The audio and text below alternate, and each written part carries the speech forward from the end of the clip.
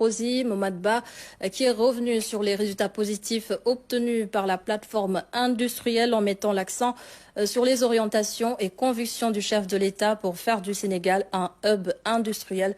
Je vous propose de l'écouter avec Maria Madrame. Nous sommes ici à la plateforme industrielle internationale de Diamniadio, qui est une réalisation du plan Sénégal émergent. Projet phare du PSE est instauré par M. le Président de la République, Macky Sall. Il a inauguré la première phase en 2018 et nous sommes aujourd'hui dans les enceintes de la première phase, notamment dans un magasin où on fait des tenues pour l'exportation. Juste à l'entrée de ce magasin, il y a quelque chose qui m'a frappé d'emblée. On voit une discrimination positive parce que beaucoup de jeunes, notamment des jeunes filles, travaillent ici. Qu'est-ce qui explique ce choix?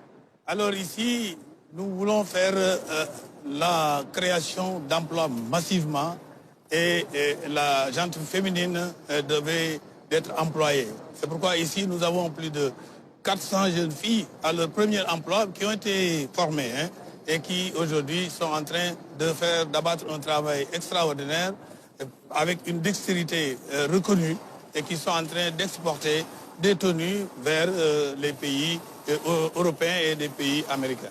Et à travers ce recrutement de jeunes filles, naturellement, vous participez au programme Khayundaouni qui tient tant à cœur au chef de l'État, le président Macky Sall. Je pense que c'est visible. Et M. le Président de la République, disons, en impulsant ce projet, a voulu marquer, disons, une offre fondamentale pour la jeunesse. Et voilà un exemple concret où on a plus de 400 jeunes filles qui sont là en train de travailler et de faire un travail extraordinaire.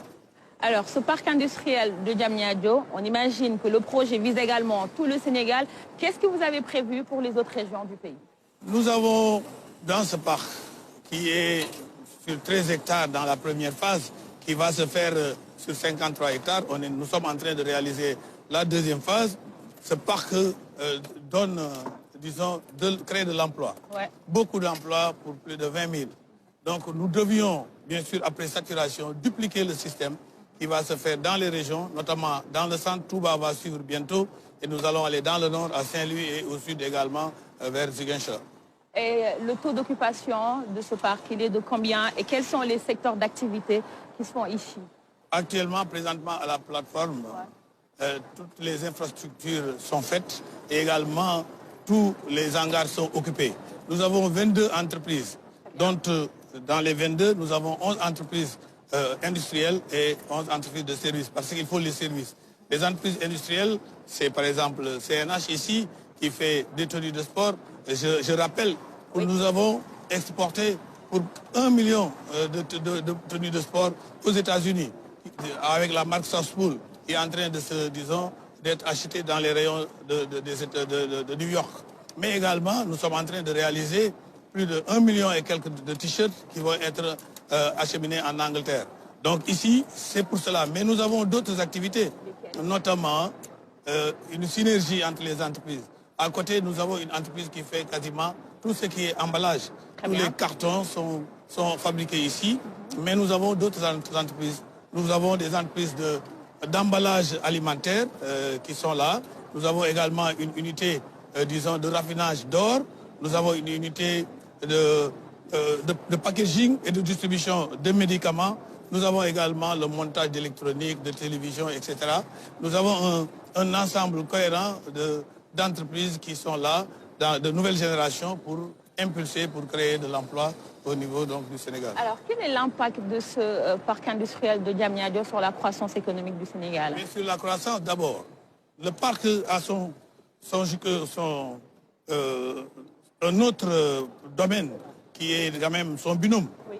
Et entre les deux, nous avons créé plus de 8 000 emplois. Ces 8 000 emplois constituent plus de 10% donc, des emplois industriels du Sénégal. Ce parc également, pour 25 milliards d'investis, nous avons capté plus de 40 milliards d'investissements ici. Et de l'autre côté, au niveau du domaine, nous avons capté plus de 80 milliards. Les chiffres d'affaires sont autour de 200 milliards. Donc ça impacte positivement, bien sûr, le produit intérieur brut du pays. Alors, on voit beaucoup d'entreprises ici, mais il y a à côté également, il y a des universités, et notamment l'inauguration récente de l'université Amadou Mahtar Mbow de Diamniadio. Est-ce que vous pensez faire un peu de l'alternance, c'est-à-dire école et entreprises, inclure vraiment les entreprises et les étudiants? Nous avons une convention avec les ISEP. Oui. Et dans ce cadre, le parc industriel, les acteurs du parc industriel travaillent en synergie et devront être, disons, un lieu d'apprentissage, un lieu de pratique pour les élèves. Et c'est un écosystème cohérent que le président Macky Sall a bien, disons, mis en place ici à Diamniadio, où on a le facteur transport avec le TER qui dessert ici, mais également, bien sûr, l'université qui peut être un pôle, une niche vraiment d'emploi pour, disons, les industriels. Mais également les industries qui sont, disons, des lieux de pratique, bien évidemment, pour nos étudiants et pour notre jeunesse. Et quelles sont les perspectives de la PROSI pour 2023? C'est dans quelques jours, on va dire. Hein. Alors, pour la PROSI, nous avons réalisé la première phase, c'est en marche.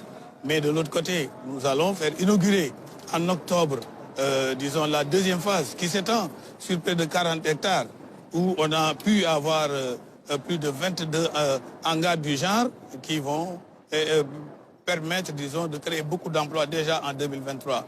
Mais également, ce qu'il faudra dire, c'est que de l'autre côté, au niveau du domaine industriel, nous avons un ensemble d'industries créées. Nous avons des boissons, des usines de boissons, nous avons des usines d'emballage, nous avons des usines de surgélation, de sorte que nous pouvons dire qu'en 2023, l'impact sera important et surtout l'impact sur l'agroalimentaire, sur la création de valeur et également, bien sûr, sur la valorisation de nos produits.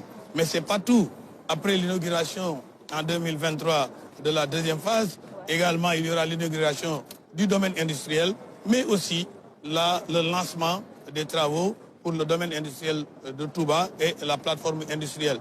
Mais aussi, la PROSI travaille sur les hubs miniers, le hub minier régional qui va se placer à Kédougou, également à Tamba, à Zendou, mais aussi à Méré, avec, disons, des systèmes de barycentre entre les mines pour appuyer, disons, les mines et offrir aux mines tout ce que les mines importées, et nous allons les réaliser ici, éviter donc de faire de l'importation et faire ce qu'on appelle l'impôt-substitution.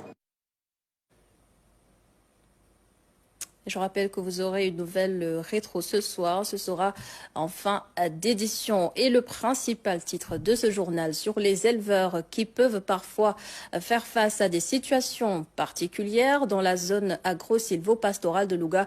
Il arrive que le bétail soit contaminé par une plante appelée Tifa. Des situations de détresse souvent gérées par un traitement traditionnel. Ibrahim Andong a assisté à ce scénario et cela valait bien un reportage.